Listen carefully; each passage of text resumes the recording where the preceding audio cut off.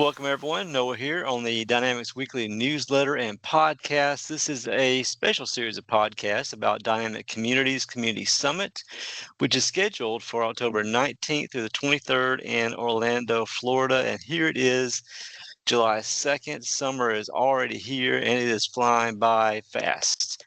This is going to be in October, so if you haven't had a chance to look at the registration for Summit, their website, SummitNA.com, has got a long list of sessions, plenty of products that are being offered during that week of Summit. A lot of presenters that will be there in person, and they even have academy classes as well. Most of those classes are before Summit. There's some even the week before, and there's a couple right after Summit as well. And registration for Summit on that website has two registrations. So you have registration for the conference itself, Summit. And if you want to take one of the classes, the academy classes are an additional or a separate registration page on that same website. So keep in mind those two registrations, academy classes and Summit, are separate, same website though. And we'll be talking with academy class and session presenters leading up to the conference. And today on our 26th interview, we have Ross Boe with us. Ross, how are you doing? I'm doing great. Hey, glad you could join me today. It's great to be here. Yep. Ross is dialing in from pretty much where the conference will be down there. He's in Kissimmee, Florida, which is right around Orlando, right around the conference area. So you won't have far to go at all. No, it's about maybe a 20-minute drive from my house to get there. So it'll be a good home run for me. Nice. So, and you've probably been to summits there before. I think I've been to 3 summits there already. That sounds about right. Yeah, I've been to at least a few down here. Yeah. And one of the 3 that I've been to were all at the Gaylord for Dynamic Communities. Great property, easy to get to, a lot of room there. So looking forward to that trip in October. Yeah, it's a great place for a conference. That's for sure. Yeah. And I see you're listed as Vice President of Products at True North Dynamics. Have you been with them very long? I've been with True North since 2018. So how many years is that? 7 years right now. So nice. Yeah. Okay. Have you always are you specializing in CRM or have a variety of packages you work with? Yeah, I specialize. Well, I don't know if I specialize, but I kind of the Power Platform in general. So I've worked with sales, customer service, field service, project operations, and then just custom Power Apps right out of the creating something from scratch. So that's kind of the work I've done in the platform over the years. Yeah, kind of everything. I see it's been like, it says 30 years or so of software development. Has that always been with the Dynamics field? No, so I started doing software development in 1997 was my first programmer job. And it was in 2011 I started working with CRM 2011. So I remember the day I wrote my first plugin with a development background, and I went, wait a minute, I just wrote a plugin and I completely changed how this thing worked.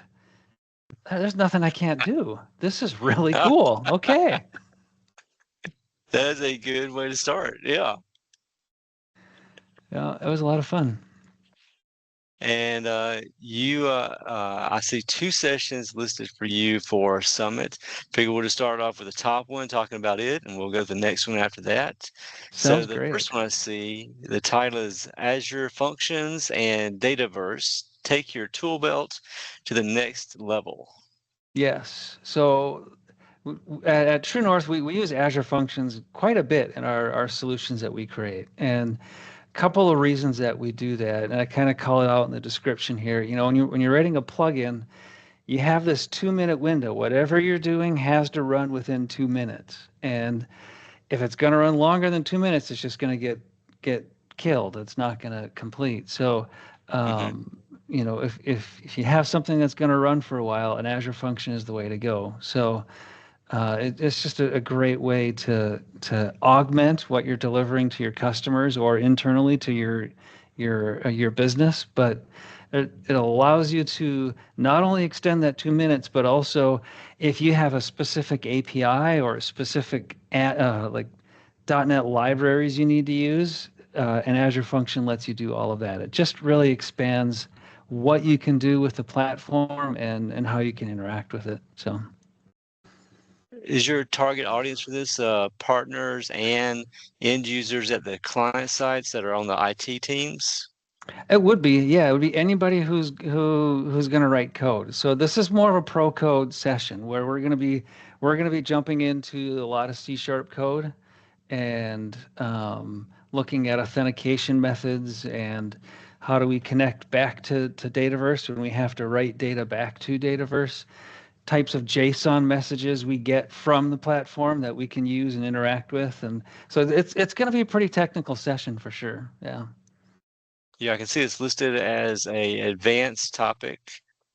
And you've got 60 minutes is listed as a breakout session.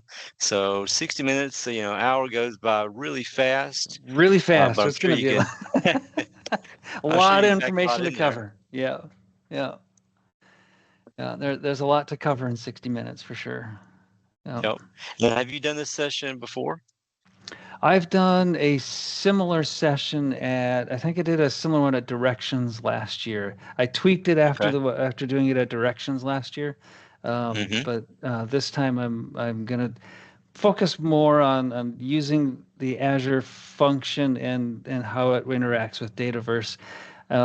They made some changes over the years that kind of caught me by surprise when I planned out the Directions session. So I'm not going to cover the legacy functionality that actually didn't work when I was doing the Directions one last year. So we're not Okay. going to go over that, but because Okay. it just doesn't work anymore. So Yep. yeah. Moving on. Yep. Awesome. I see it's listed primary product is Power Platform, primary track development and architecture, and Yep. there's another track it's listed separately as automation. Yep.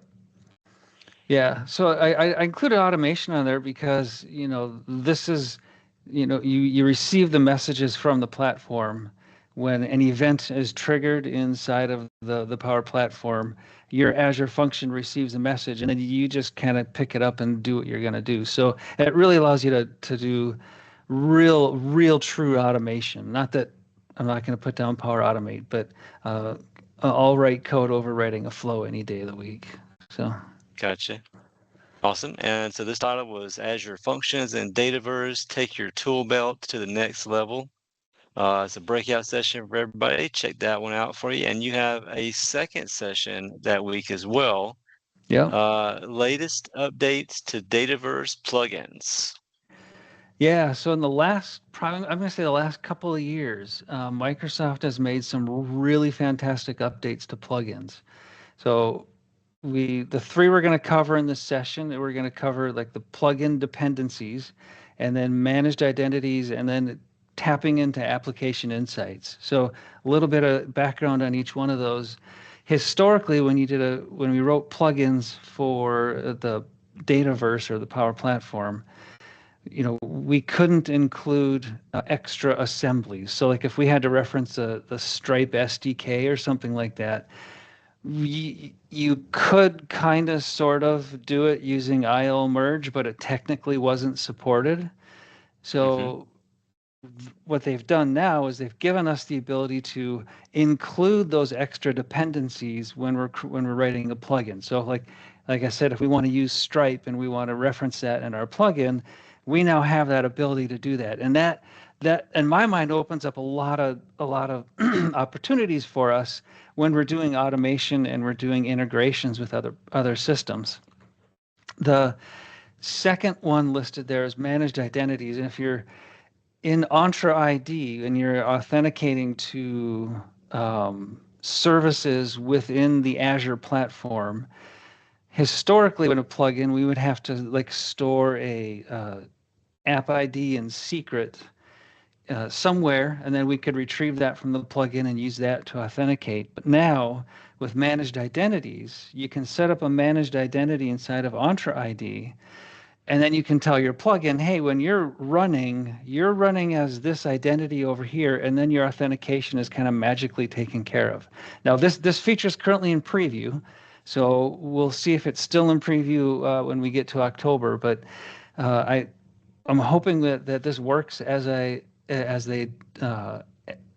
document how do I say it? As they've documented it that it's going to work. I haven't actually written the code yet, so I'm really excited to get into that piece. And then the last piece is application insights. So again, inside of Azure, application insights is like a logging mechanism where you can log all kinds of events that happen within your application.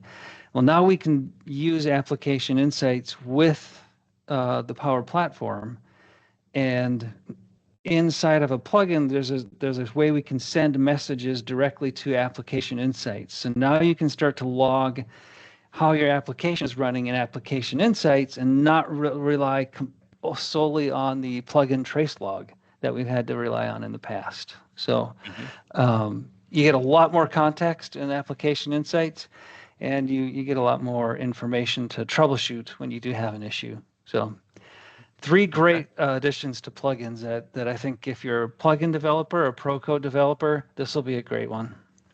Awesome. So this one as well is a breakout session targeted for about 60 minutes for the advanced users here. See the primary product, Power Platform, primary track, development and architecture.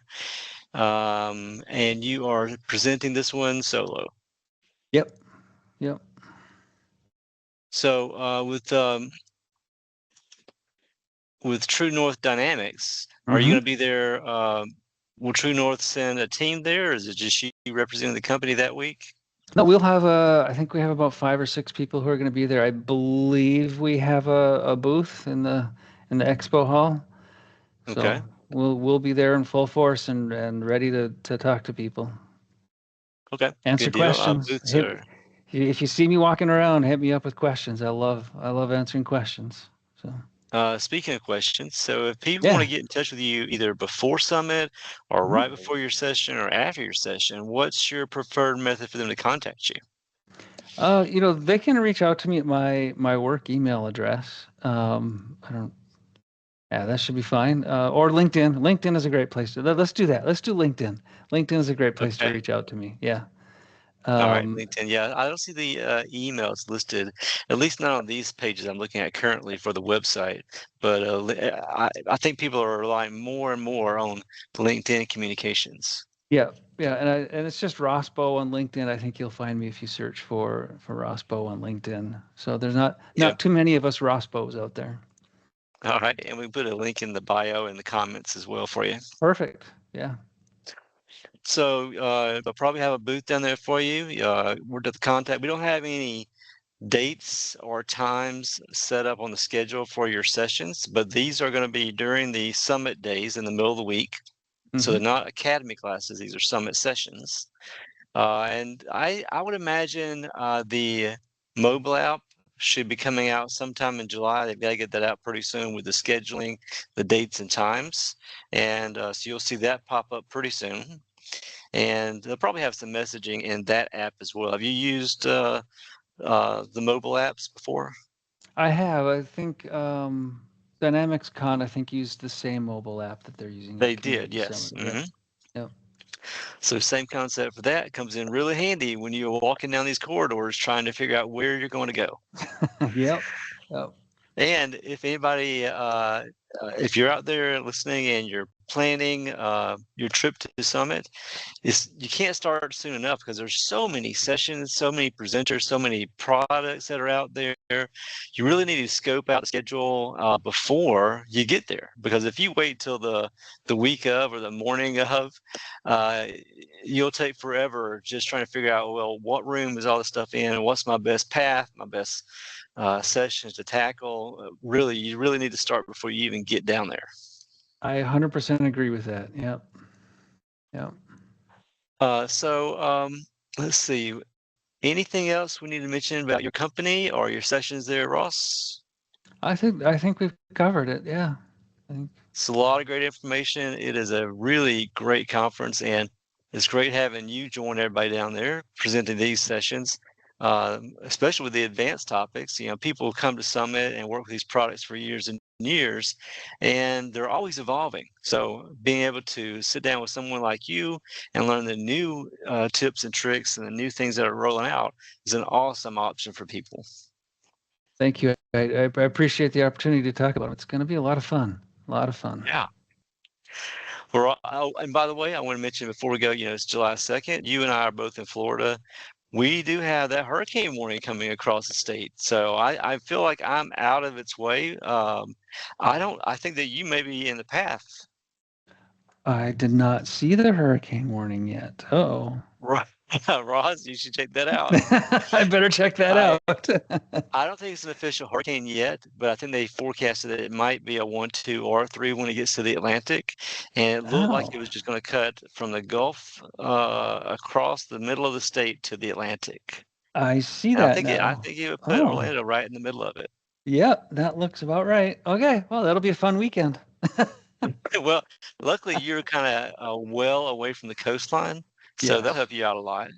It does help a lot. That's when we get those hurricanes and like when they hit Tampa and then they come across, it's like, well, by the time it hits us, it's still really, really windy and we still get a lot of rain, but it's nothing like they get in the Tampa area for sure. I know. So Pensacola is right up on the water. I stayed in Pensacola a few years ago for a Cat 1. And after that, I have decided I will never stay for a Cat 1 again. I slept through. They always seem to come in the dead of night. I woke up at 2 in the morning. The power went off at 2:30 that morning, and the power didn't come back on for days. So Cat 1s, find a different place to vacation. Yeah, there's a lot of people here who go stay at Disney hotels during a hurricane. They did those. Disney built those hotels to withstand the top categories there of hurricanes, so they're solid. Yep. All right, Ross. Well, hey, it's great talking with you today. Thank you for joining me. Yeah, it's always great to share with our audience news about upcoming events like Summit. And to all of our listeners out there, if you get a chance, please try to meet and introduce yourself to Ross in person. It's always great to meet people in person and associate an actual face with a LinkedIn profile or an email account. Networking is a huge part of these conferences in addition to the education part. All right, Ross, happy 4th of July to you. Be safe for this hurricane going through, and we will see you in Orlando. All right, looking forward to it.